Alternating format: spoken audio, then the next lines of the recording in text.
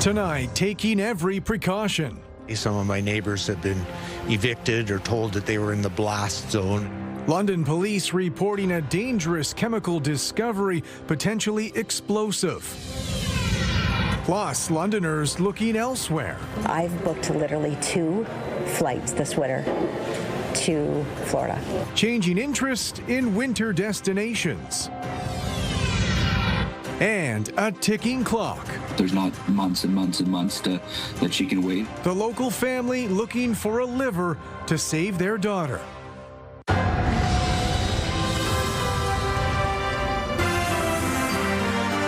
CTV News with Carlyle Fiset. Good evening. Thanks for joining us. We begin tonight with multiple arrests related to a multi-day London police investigation near Western University. 4 suspects face charges, which include possessing illegal explosives. And according to London police, there is a connection between a home they've camped out in recent days and an arrest on campus from the weekend. Now, for the latest on this, we're joined live by Rita Ismail. Rita, what was the timeline of events here? Carlyle, it all began around 2 a.m. on Saturday when London police were called to assist the special constables over at Western University. There were reports of somebody trespassing inside one of the engineering buildings. Now, London police were able to make an arrest on campus, and the individual had a loaded handgun when they were arrested. Further investigation led police to this area here on Chesham Avenue. As you can see behind my shoulder where that big police truck is, there's a home there, and once police arrived there, they had that home guarded since Saturday morning, and today we found out why. London police say the investigation began just before 2 a.m. Saturday when a trespasser was arrested at one of the Western University's engineering buildings. During that arrest, officers seized a loaded handgun. Police later determined a second suspect was involved in the trespassing incident and tracked that person to this home on Chesham Avenue where they were arrested. Further investigation led officers to what they describe as an alarming discovery inside the residence. Some concerns about chemicals that have been stored that potentially could be used for explosives, and so therefore the response that you see behind us is meant to facilitate the safe search and seizure of evidence and disposal of what we found in the residence. 2 additional people connected to the home were also arrested. Explosives disposal unit technicians were called in to assess the risk, and police secured the residence, which has remained under guard since Saturday morning. For the first couple of days, they told us there was no danger to the public, and today some of my neighbors have been evicted or told that they were in the blast zone and they should leave the neighborhood for a couple of days. So it's kind of a turnaround from the original assessment. In total, 4 people are facing multiple charges, including firearm-related offenses, break and enter, and the unlawful possession of explosives. Police say all 4 remain in custody. The major crime section is continuing the investigation, and officers are expected to remain in the area for an undetermined amount of time as specialized crews work to safely remove the chemicals from the home. The operation that you see behind us and the equipment that you see is all these specialized officers and specialities that are required to properly search the residence, handle what's found, seize the evidence, and properly dispose of it. Now, Carlyle, I'm joined live by Sandesh Abba with London Police. Thank you so much, Sergeant, for joining us tonight. You have this area heavily secured, and some residents have been told who are directly across from the home to evacuate today. How long will you have this area secured? We will have an increased police presence for at least 2 to 3 days, just out of an abundance of caution. We will have a number of officers as well as community partners helping us here out on Chesham. Okay, and again, we've had a heavy police presence, and as we heard, rightfully so. We don't know in terms of these folks who've been arrested if they all live in that home and if they are Western University students. At this time, that forms part of the investigation. Additional information is being collected, and we have a number of officers working on this particular case at the moment. Okay, thank you so much, Sandesh. I really appreciate it. Now, Carlyle, as we mentioned, we did reach out to Western University earlier today. They sent us a statement essentially saying that there is no threat to the students and all of the campus is safe. However, they did not comment on if these 4 individuals who've been arrested are in fact Western students. I'm going to throw it back to you in the newsroom. All right, Rita Ismail live for us tonight. Thanks very much, Rita. Good evening. We have some active weather once again. An Arctic cold front moving through, prompting weather watches and warnings in our region. Snow squall warnings continue in through Huron and Perth County, as well as Oxford County, Grey and Bruce under that as well, Wellington County, and to the shores of Georgian Bay. This Oxford County one, we're expecting one of these squalls just to drop in, and it's been slowly falling over the last hour. Cold weather alert in effect in through London, Middlesex, southern Huron and Perth County, and that stretches all the way through the Haldimand, Norfolk area and towards Windsor. So Chatham and Sarnia included in that as well. With the temperatures dropping tonight, wind chills will feel close to -25 to -30. Some intense bands of snow squalls coming through Grey and Bruce County. This one that's moving through with southern Bruce and southern Grey right now is bringing about 10 to 15 centimeters. So additional snowfall coming tonight, another 10 centimeters. The snow has been winding down in London. This is the squall I've been watching to drop towards the Woodstock area. So if you are traveling from London through Woodstock, you will encounter some flurries and blowing snow. The roads are extremely icy out there. It is cold. Temperatures -9 to -11, factoring in the wind chill right now, feeling like -16 to -20. Coming up, I'll take you through the extended forecast. We'll look at more cold on the way. Another wave of Arctic air coming in, and temperatures continue to drop. We could see some record cold in the forecast. I'll take you through that coming up in just a few minutes. Carlyle? Thanks very much, Julie. It's certainly the time of year when many start thinking about winter escapes. However, the choice in destinations seems to be evolving compared to recent years. Sean Irvin has more on the factors. For some Londoners, the decision to travel is based on a major milestone. For this couple, it is an anniversary. We're coming up on 20 years. For others, the move to book a vacation comes down to the cold weather or the need to take a break from family and work commitments. Money is a factor, but it doesn't seem like it's a huge factor. The top destination for Londoners looking for fun in the sun this year is Cancun or anywhere in the Mayan Riviera. You know, Los Cabos is up a little bit. But it remains clear where many of us are not going. Now, it is no surprise to any of us that travel to U.S. destinations has fallen, but the actual percentage it's dropped at this location might indeed shock you. About 85%. That's huge. Yeah, it is. Murray says bookings across the board are down substantially from just 2 years ago, especially to the Sunshine State. I've booked literally 2 flights this winter to Florida. Murray says political tensions are a reason travelers give for avoiding the U.S. Meanwhile, despite concerns about food choices, politics, and rolling power outages, travel to Cuba is on the rise, in part due to pricing and direct flights from London. There are way more people that are going to Cuba this year than have in the last 2 or 3. With all-inclusive packages at 4.5-star resorts in Cuba priced at $2,500 per couple, Murray says some are opting to travel for the first time. After all, destination and price still top politics on a travel wish list. Politically, it doesn't matter to me. It's more about the destination, what the resort offers, or the area. In London, Sean Irvin, CTV News. Residents in a Lake Huron shoreline community say changes implemented by the local conservation authority have impacted their ability to get property insurance and affected their mortgage renewals. Conservation officials say the changes are necessary because of the risks Mother Nature poses in the future. With more on the dispute, here's Scott Miller. Michael Bayer lives right along the shores of Lake Huron and Point Clark. He loves his 4-season home, but doesn't love the changes he and others in Point Clark are experiencing thanks to the Saugeen Valley Conservation Authority. Now we are being denied insurance, mortgage renewals, and also we are having our properties devalued. In 2023, new floodplain mapping in Point Clark brought Bayer and other properties under Saugeen Valley Conservation Authority jurisdiction, which means increased regulations for home improvements and construction projects in order to prevent flooding and property damage. Just a year later, the province mandated a 15-meter allowance around dynamic beaches across Ontario, regulating development in those areas. Bayer shoreline property falls within both of these new regulations.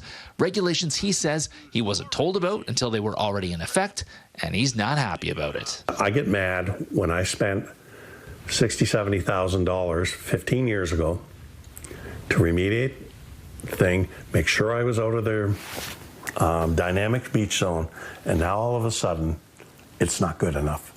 Bayer has a petition with 800 signatures opposing the changes to floodplain and shoreline mapping in the Point Clark area. Matt Armstrong is the manager of environmental planning and regulations at the Saugeen Valley Conservation Authority. He says while he understands resident concerns, they're simply trying to prevent loss of property and possibly life due to flooding and erosion. Without these regulations in place, people will build wherever that they feel like they can or they want. And these are areas that we've learned over time can be very much unsafe for development. Bayer says decades have gone by with no massive floods in Point Clark, making the new regulated areas overkill.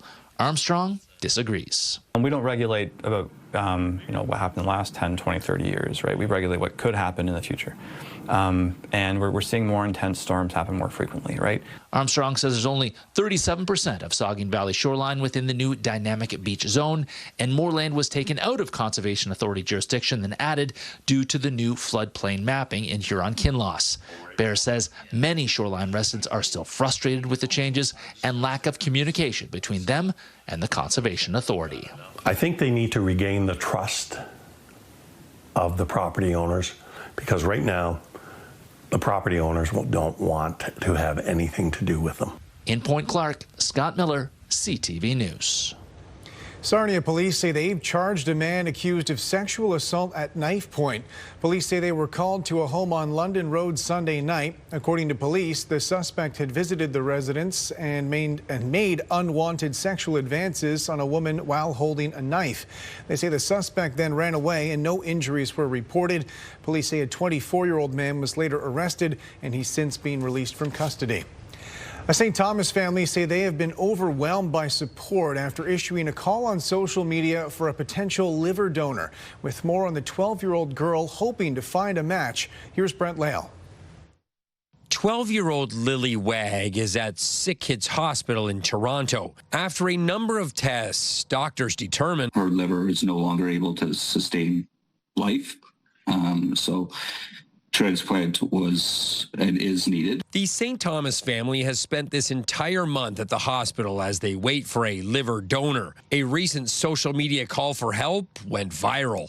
At this time, they don't need any more applications because they're the astonishing amount of turnout. They've actually stopped counting the amount of applications for Lily. The drawback to that is that they only process one potential candidate at a time. The applicant screening process includes CT scans, MRIs, blood work, and x-rays, so that takes time. When it comes to liver donation, they are told their best chance is a live donor. The donor would be potentially able to give a piece of their liver instead of obviously the whole thing. The liver will, within 6 to 8 weeks, potentially, hopefully, regrow back to the original size for the donor and for the recipient. And there's always the option of a deceased donor, and then that comes with we would get the whole liver. While they wait, the family is living at Ronald McDonald House. Kids go to school down here as well at Ronald McDonald House. We're definitely very thankful to be able to do this as a family and not separate, being obviously living 2.5 hours away, so we can tackle this as a family. Doctors are doing their best to keep her as stable as possible, but she's very sick. There's not months and months and months that she can wait, and unfortunately at any time she could decline. In the short term, they can only wait, monitor her levels, and hope and pray there's a donor ready to go through a 6 to 8 hour surgery. We just have to hope and pray that we're able to find something before her body decides that it's had enough. Brent Lale, CTV News. A landmark in Chatham, Kent has earned international recognition. The Buxton National Historic Site has been accepted into the American Underground Railroad Network to Freedom. With more on what that recognition means, here's Chris Campbell. This is one of our oldest items that we have in the museum here. For generations, Buxton's story has been passed down through families, artifacts, and oral history. Now that history is getting international attention. We're very excited, very proud to be listed on this U.S. Park Service, and it's an amazing feeling because we, as a Canadian site, especially a Black historic Canadian site, it's important, especially across North America, to be able to share our Black history with all of the things that are happening in the U.S. The designation is only the second of its kind in Canada. The first is a church in St. Catharines, and this honor confirms Buxton was more than just a stop along the Underground Railroad. It was a place where formerly enslaved people settled, owned land, built schools, and created a community. For the many descendants, our ancestors that worked so hard and so tirelessly to create this community, and for us to be have this honor bestowed on us, I think is extremely amazing. To be accepted into the Network to Freedom, sites must prove a verifiable connection to the Underground Railroad, a pre-pandemic process that took more than 5 years of research and documentation. It's a lot of time, it's a lot of work, and it's a lot of effort, but it was definitely worth it to be named one of those sites on their site as well. The recognition comes as the preservation of slavery history is under scrutiny in the United States. I was heartbroken when I found out about this. Last week, the U.S. National Park Service dismantled a major slavery exhibit in Philadelphia, sparking widespread reaction. No history is thorough. You can't just have all the good parts of it.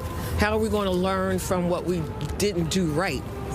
You show all of it, the good, the bad, and the ugly. Here in Chatham, Kent, Buxton's designation is seen as a powerful affirmation of the importance of preserving Black history. You can't erase history. As much as people want to, take that on, especially in the United States. Buxton now joins an international network of nearly 800 sites across 41 U.S. states and the Caribbean. It's big. It's great because it puts Buxton and Chatham, Kent on the map and really in that competition of the world places that you want to visit.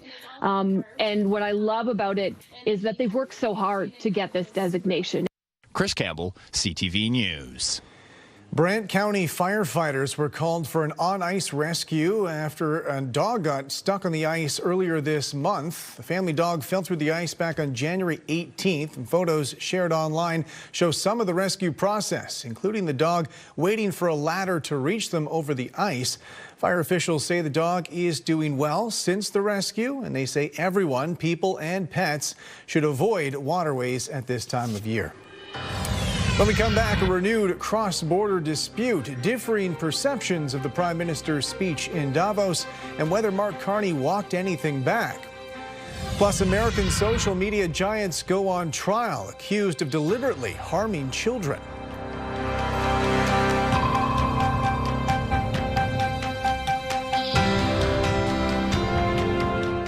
Download the CTV News app and stay on top of local stories as they unfold. We begin tonight with Ontario's latest. Customize your feed and watch live wherever you are. CTVLondon.ca, your home for news. Welcome back. There are reports out of the U.S. that Mark Carney walked back some of his remarks from his highly regarded speech to the World Economic Forum last week in a phone conversation with Donald Trump. As Mike Lecouture reports, today the Prime Minister stood by his address to international leaders. I meant what I said in Davos. Prime Minister Mark Carney stood by his speech during a phone call with U.S. President Donald Trump. The 30-minute conversation covered Arctic security, Venezuela, and Canada's agreement with China. I explained to him what we're doing, 12 new deals on 4 continents in 6 months. He was impressed. And that what we intend to do going forward, as well as the opportunity to, of course, move forward on CUSMA. Let's talk about the Prime Minister, or if you prefer, Governor of Canada. 12 hours earlier, the U.S. Treasury Secretary says he was on that call and characterized the conversation differently. He spoke to Prime Minister Carney, who was very aggressively walking back some of the unfortunate remarks he made at Davos. Asked specifically about that. So you didn't walk back your comments? No. But there was no public readout of the conversation between Trump and Carney, something the Conservatives are criticizing. Michael Chong wrote on social media, "It is unacceptable that Canadians and journalists learned of this recent call from American media." Besson's comments come days after Trump threatened to impose 100% tariffs on Canada if the government signs a free trade agreement with China, something Carney says he's not pursuing. Political analysts believe the current strategy is to keep calm. Trump is going to make noise. He's going to flash. He's going to swear. He's going to stamp his feet. Just take a breath, take a moment. Chances are the storm will pass, and it has. The Prime Minister says he reiterated in his conversation with the President that Canada is responding to the change in U.S. trade policy by building new partnerships abroad, including with China. And Carney says Trump understood that. Mike Lecouteur, CTV News, Ottawa. Jury selection began today in a landmark trial involving social media giants. The people behind those platforms are accused of deliberately addicting and harming teenagers. Meanwhile, French officials have introduced a law restricting social media access for young people. With more on these developments and what they could mean for Canada, here's Abigail Beeman. France's National Assembly votes in favor of a social media ban for children under 15. The president wants the ban in place by the next school year, posting, "Because our children's brains are not for sale." While in LA, a landmark series of trials begins with parents, teens, and school districts taking social media giants to court over addiction claims. Snapchat and TikTok reportedly settled in advance, leaving Meta, Facebook and Instagram's parent company, and YouTube. We haven't landed on anything yet. In Canada, the government is planning new online harm legislation after the last bill died with the Trudeau government, but no update on when or whether it will include a similar ban to France and Australia. The objective of a new Online Harms Act would be to protect kids, first and foremost. And also there's a legitimate concern of the state protecting freedom of expression, and that is also key. So there's a balancing act. It can be used as a very vicious tool to harass, bully, stalk, defame, hurt people. Lawyer Ma'anit Zemel's office gets at least a call a day looking for help. She's calling for nuanced regulations that are enforceable and tailored to specific harms like cyberbullying or overuse, saying a full-out ban is not the answer. The kids just get around it by using, whether it's VPNs or just saying they're older. And, you know, from a legal perspective here, it might be challenged for all kinds of reasons. CTV News reached out to Snapchat, TikTok, YouTube, and Meta. By deadline, only Meta responded, saying they'll comply with any regulations, but governments considering bans should be careful not to push teens towards unregulated, less safe sites. Abigail Beeman, CTV News, Ottawa. Heavy snow and freezing rain over millions of Americans in the last couple days as far south as Tennessee, Arkansas, Louisiana, and Texas. This was unprecedented. This is just a huge ice storm. Even when it has snowed and ice here, this is, I think, the worst I've ever seen it in the past almost decade of me being here. Officials say the storm is responsible for at least 29 deaths while dumping as much as 50 centimeters of snow on some areas. Today, extreme cold warnings are in effect from Texas through Florida and north to Pennsylvania. And Julie Atchison with me on the desk now. Our meteorologist has been tracking a lot locally for us the last couple days. Yes. We escaped the worst of the snow as we saw in Toronto a couple days ago, but far from a break from winter for us. Yeah, waves of cold Arctic air, our weather story this week, and just reflecting back on that story of the snow and ice stateside. That was associated, obviously, with the snow that came this weekend. Today, what we're seeing out there is the cold air making its way all the way down to the southern U.S. So lots of active weather to talk about. A couple snow squalls moving through. There's one through Port Elgin, Chesley, Harriston, and affecting Mount Forest. A secondary one through Hensel, Exeter, Stratford, and towards Tavistock. in these snow squalls, bringing heavier amounts of snowfall, anywhere from 5 to 15 centimeters. So the Arctic cold front crossing the area today, prompting weather watches and warnings. Temperature is dropping out there tonight, and we are expecting some breaks in the cloud cover overnight, which will allow the temperature to continue to drop off. As we take a look at our current, -11, the winds out of the west, so the winds have eased, so the blowing snow has come to an end. The winds expected to pick up just a bit in the next couple of hours, but overnight things calming down. So we are still going to see snow squalls in Midwestern Ontario. This one's a huge one, stretching almost all the way towards Toronto. So this snow band really bringing heavy amounts of snowfall. The off-lake snow continues. You can see it off Georgian Bay as well, and just north of London. So that's blowing snow. Now the roads that are snow covered, under that is a layer of ice. So we've heard it many times to go slow on area roads. We'll keep telling people. In terms of conditions in our area tonight, blowing snow is an issue. Again, that will be moving across areas just off to the north of us. Whereas in London, I am expecting the flurries to be very winding down in terms of action pushing through. This cold front will continue to drive eastward. And again, that cold air continuing to wave its way into the Great Lakes. Lake effect snow tomorrow should wind down. Huron County had a number of bus cancellations and closures today. I'm expecting conditions to be better for you tomorrow. Not better will be in through the Bruce Peninsula and this mammoth snow squall that will be riding through areas north and northeast of London. But if you're traveling from London northward, you will encounter that band of snowfall through the day tomorrow. Heading into the afternoon, evening, things will start to wind down. But again, we're watching still snow squalls in the area, so keeping that in mind as you plan your travel. The coming days, we'll see the cold air in place, and every time one of these waves of cold comes in, the temperature is getting even colder, so those frigid wind chills expected. Snowfall amounts in London, not expecting anything over the next 24 hours. You can see that snow squall that's moving through Bruce County and Grey County, really packing a punch, and in and around Barrie as well. But snowfall amounts will start to drop just a bit. What's not dropping is the temperatures.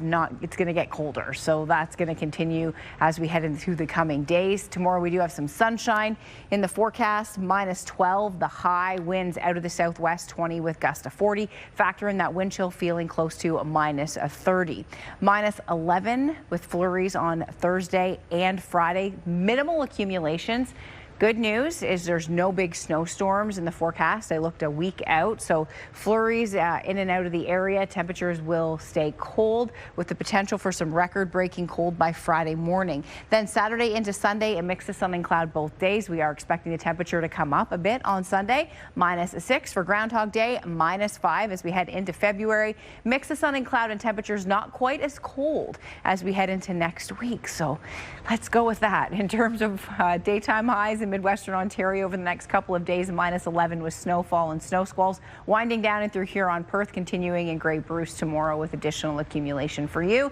And then as we head into Friday, we are expecting things to look good, a mix of sun and cloud. Chance of flurries as we head through the weekend, although those probabilities dropping off just a bit. Thursday, we could still see some snow squalls in the area. Groundhog Day, flurries, and carrying into Tuesday, daytime highs from -4 to -5. It will improve. We're going to dig our way, Carlyle, out of this deep freeze, but we're with it right through till Saturday with some of the coldest air still yet to arrive. So we'll be watching these overnight lows -22 to -25 with our cold weather alert expected to continue.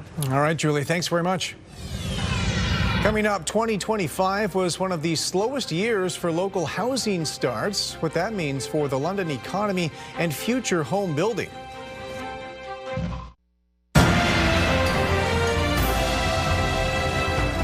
Housing starts hit a multi-year low in the London region last year. And as Brian Bicknell reports, the only reason those numbers aren't lower is because of an emphasis on multi-residential builds. Construction activity that doesn't stop as contractors work through the bitter cold winter on medium and high-rise rental properties in the London region, a trend that took hold in 2025 as builders favored multi-unit residential builds over detached homes. London Home Builders CEO Jared Zafman says it's a trend sparked by municipal and provincial incentives to increase housing. So we've seen a huge increase, especially in apartments over the last 2 years, and it's made a lot of sense where people even that had condo projects had shifted it into converting that into rental projects, in large part because it just made a lot more sense when you have those incentives that exist. But overall, home construction is down. According to Canada Mortgage and Housing Corporation, construction began on 188 units in the London region in December of 2025, down 59% from 462 in December 2024. For all of 2025, there were 3,106 home starts, down 26% from 4,171, one of the lowest in the past 10 years. The lower rate in 2025 brought on in part by a drop of 20% in single detached home starts year over year. Detached homes making up less than 15% of all new housing construction. That segment of the market was very quiet. You did still have a very strong year in terms of rental construction, which we always want to sort of highlight at CMHC, because even though the total numbers don't look so great, that rental component was up and very strong again this year. The shift to building rental properties like this apartment block in southeast London is attributed to a number of factors, including higher interest rates and a high inventory of homes already on the market. Zafin says many would-be buyers are holding out for the time being. But there's just so much uncertainty that people have been holding off, and we're also seeing that as a result of some of the stuff that government has been doing as well. So on a very positive side, we've seen the federal government look at additional reductions. So first-time home buyers rebate on GST, but they announced that last May and it's still not law yet. So people hear those things and they're waiting. Brian Bicknell, CTV News. A product recall for Pizza Pops has been expanded. It was originally announced before Christmas over possible E. coli contamination. According to the Canadian Food Inspection Agency, several varieties are now affected, including 3 cheese, pepperoni and bacon, deluxe, and 3 meat. Officials with the parent company, General Mills, say they are working with retailers to remove potentially affected products, urging customers to throw out items or return them for a refund. The Air Miles reward program is rebranding under a new name called Blue Rewards. With more on the change and what it means for Air Miles members, here's Pat Foran. Air Miles has been in operation for more than 30 years, and this summer the familiar Air Miles logo with an airplane will be replaced with a new look and new name, Blue Rewards. BMO owns the loyalty program and says no action for clients is needed at this time, and any miles you have will hold their value. If you got $100 worth of something you're saving up for a gift card, a vacuum, or travel, you'll have $100 worth when we launch Blue Rewards in the summer. BMO says it's adding new partners and new ways to earn, including the ability to earn points on groceries and food deliveries.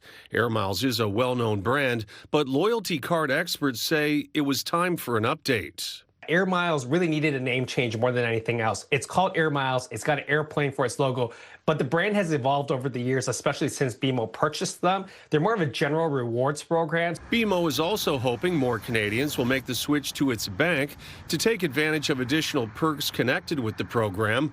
Rewards Canada, which studies loyalty programs, says more Canadians are no longer saving years for dream vacations with points, but instead are cashing them in more often for low-value rewards.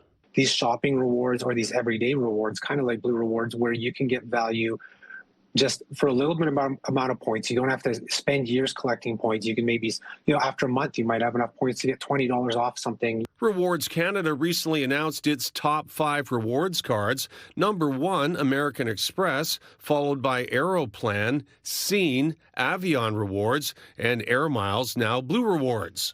Loyalty programs want your business. Barry Choi says make sure you pick one that best suits your spending. Is the card that you have in your wallet right now making sense for you as far as a loyalty perspective is concerned? If not, it might be worth switching where you can earn more points that you can actually use for whether it be merchandise, groceries, or travel. Pat Foran, CTV News. Canada's main stock index clawed its way to a tiny increase today. The TSX gained a modest 3 points. In New York, the Dow lost 409, the Nasdaq added 216.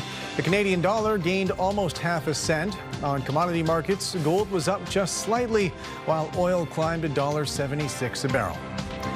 Still ahead, renewed pride amid the success of a hockey romance. The Canadian business seeing a surge in sales. Welcome back. Frontline homelessness agencies argued against adding a good neighbor clause to their contracts with City Hall last night. When we put this kind of language into our contracts, we are actually saying step up so we can hit you, so we can put you down, so we can actually further stigmatize this population. It's not appropriate. This part of the framework demands a higher level of public accountability for service providers than is asked from elected officials without access to any comparable resources. The committee agreed a good neighbor agreement would put unnecessary administrative costs and cleaning requirements on frontline agencies, and it was not recommended. A second motion that would have made sweeping changes to London Cares and Project Home funding was also not supported.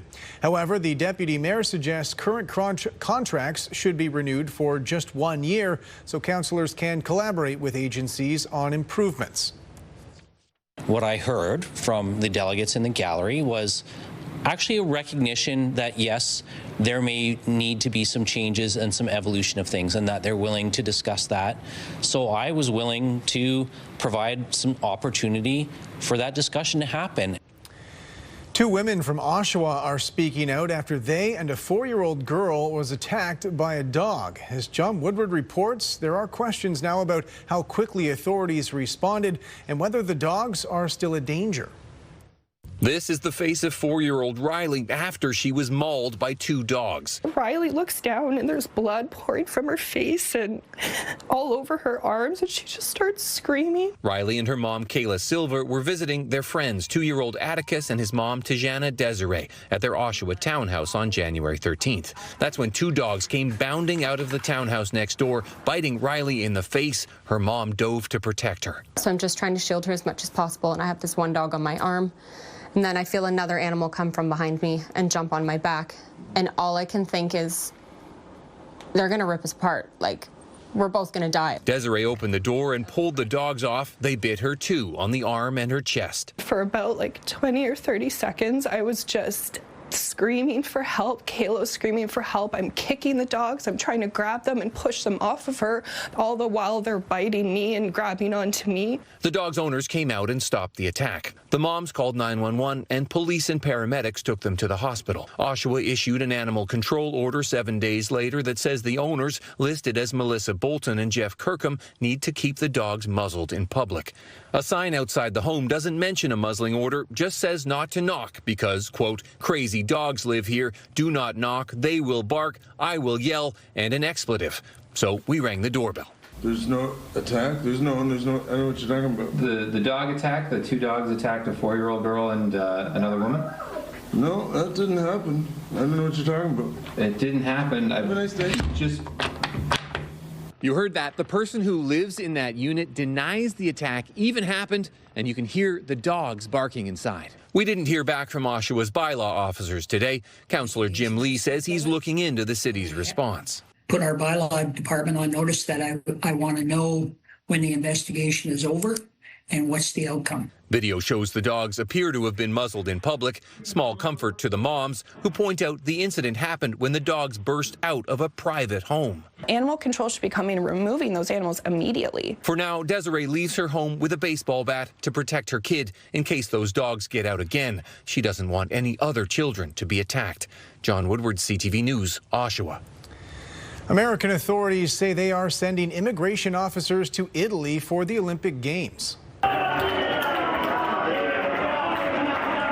Members of Italy's center-left opposition party protested today after an anonymous member of the U.S. Embassy confirmed ICE's Homeland Security Investigation Division will travel to Italy. The source claims ICE will mitigate risks from transnational criminal organizations, but all security operations will remain under Italian control. The host city's mayor says ICE agents are not welcome, calling them a militia that kills. Today is International Holocaust Remembrance Day. Survivors visited the Auschwitz concentration camp memorial site to commemorate the 81st anniversary of the liberation of the Nazi camp. Former prisoners laid flowers and wreaths at the execution wall, also known as the Wall of Death, where German officers fatally shot thousands of people. The Nazis killed about 6 million Jews and millions of others during the Holocaust. Tomorrow on CTV News, London Mayor Josh Morgan delivers his final State of the City address before October's municipal election. His vision for the Forest City tomorrow on CTV News at 6.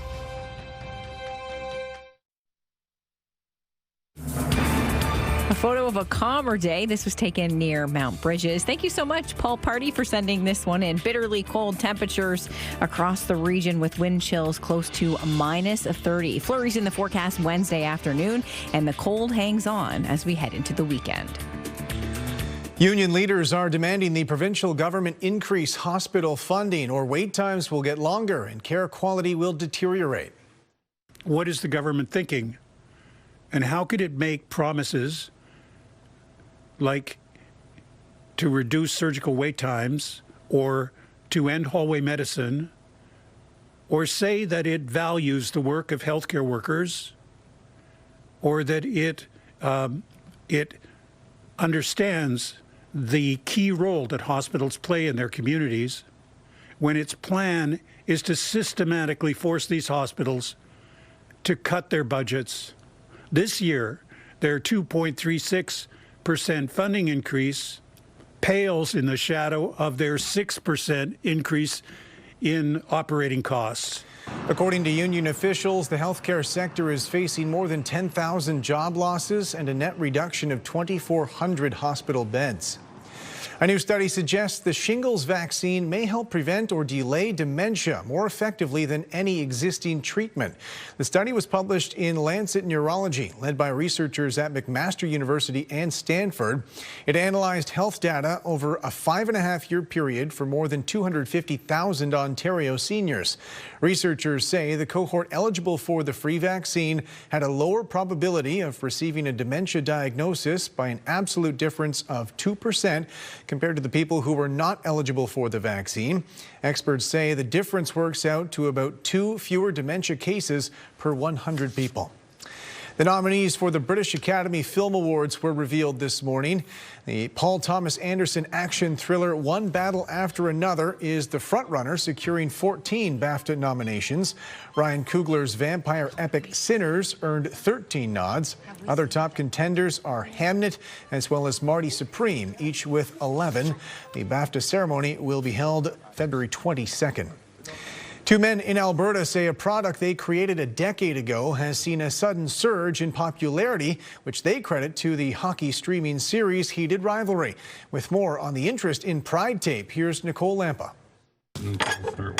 Chris Wells and Jeff McLean opened the door a decade ago, introducing hockey to rolls of rainbow-colored tape. Pride Tape came out of a research question I had 10 years ago, was why are young gay male and bisexual boys dropping out of organized team sports at much younger ages than their heterosexual cisgender peers? The Edmonton Oilers were the first in the NHL to support the initiative. Soon after, the rest in the league asked for roles. Then Pride Tape's makers had to stick handle the NHL's short-lived attempt to ban it 2 years ago and briefly saw a jump in sales. Now they've scored in the international market, with orders coming in at an unprecedented level. Thanks to the worldwide success of Heated Rivalry, a fictional Canadian gay romance show about star hockey players. We've actually been seeing sales follow the trend of where the show is going. We're seeing more tape being sold at a time, and we're seeing it more globally. They say sales are up 40%, recently receiving 3 bulk orders from Germany and sending boxes to UK's Elite Ice Hockey League for Pride Week. We see a lot of players using it in warm-up, and then a lot of teams will also tape the top of the goalie stick and use that in the game as well. So we're hoping to see it used a lot. The makers of Pride Tape are also hoping to see it used in the hit show. We're in conversation with the folks at Crave about partnerships. Who knows, maybe in season 2, Pride Tape might make its debut in an episode. The pair also hope the mission they set out on 10 years ago doesn't go away. Despite having Pride Tape, we still don't have an NHL athlete, player, present or even in the past that has come out. Nicole Lampa, CTV News, Edmonton.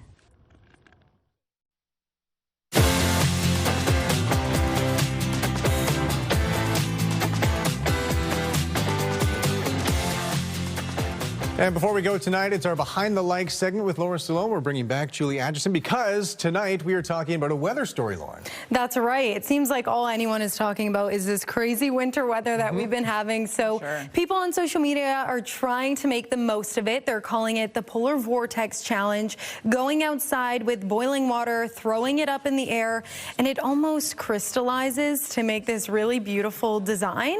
It's all over social media, TikTok, Instagram. Now, me and our Rita Ismail tried it out last week. I can't say that it worked out as well as these videos I've been seeing online. That's pretty good. Yeah, we gave it our best shot. It was freezing out there, but it turned out pretty well. I don't know. What do you guys think? Did you want to avoid it hitting you in the face? Although one of those videos looked like it was a close call. Yeah, I almost squat down. So if you're going to try this at home, do so with caution. Yeah. The temperatures, a perfect temperature to do it is right now. I mean, when it's minus 20 outside and you have boiling water, I mean, it's perfect. And it's just that rapid evaporation. It turns it into these tiny ice crystals. So that's what you're seeing. So it almost looks like it's powder, but as you throw it up in the air's dry, of course, and these little water droplets, they condense into these tiny ice crystals, creating the appearance of snowfall. So it's pretty cool. I have tried it, but again, let's reiterate the safety of this, Lauren. Right.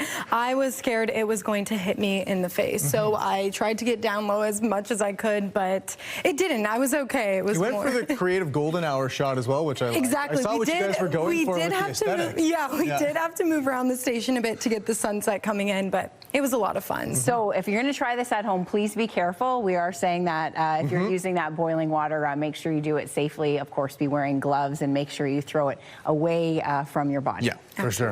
All right, Lauren, Julie, thanks so much. That's it for us. For all of us at CTV News London, I'm Carlyle Fiset. Have a good night.